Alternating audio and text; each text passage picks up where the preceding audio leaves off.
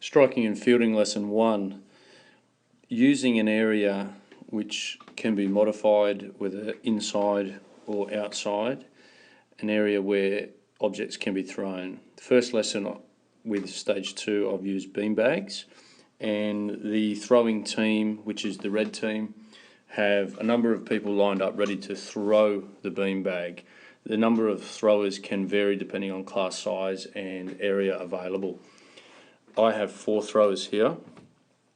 I have users in a small area, perhaps as low as 3 throwers, up to 5 or 6 if there is a large area available. This allows for maximum participation from the throwers as well as the fielders, with it, of course, with safety concerns always considered.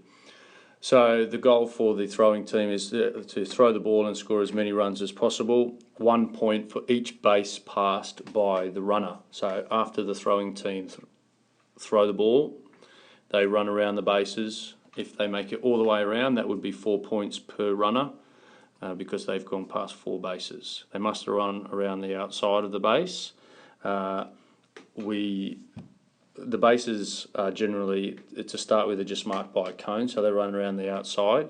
If the surface is suitable and resources available, then use bases, which are T-ball, softball, baseball bases, and we can emphasise the fact that they have to step on the base rather than run around the outside.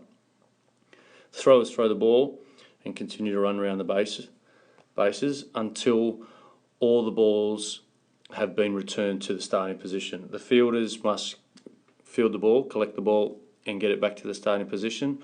One rule for them is that whoever fields the ball must pass it to another teammate who can then place it back. So pass it being a throw and catch to another teammate who then returns it to the starting position. We hit play, our throwers throw the ball, they then start running around the bases. As you can see, the fielders collect the ball, they throw it to a teammate. The fielders continue to run, they don't stop at any bases. The fielders can then return it back to the starting position, and the runners on this occasion they've made it all the way around and to the first base, so they've made 5 points each. And then we ask the class, what is 5 lots of 4? 5 times 4 would be 20. So our first 4 throwers have scored 20 points for their team. We then return to the starting position. So fielders return, the balls are back, and we have our next 4 throwers ready. To do this quickly, a fielding team of, let's say, 12 or 16 throwers should have their turn within a few minutes. This is fairly quick to be done, and then we swap over. Then we can ask questions such as, did you have a strategy for scoring points? How did you decide where to throw the ball? And that is for the throwers. And then you can also ask, how did you decide who to throw to as a fielder? Answers, so hopefully throwers should be trying to throw away from the fielding team.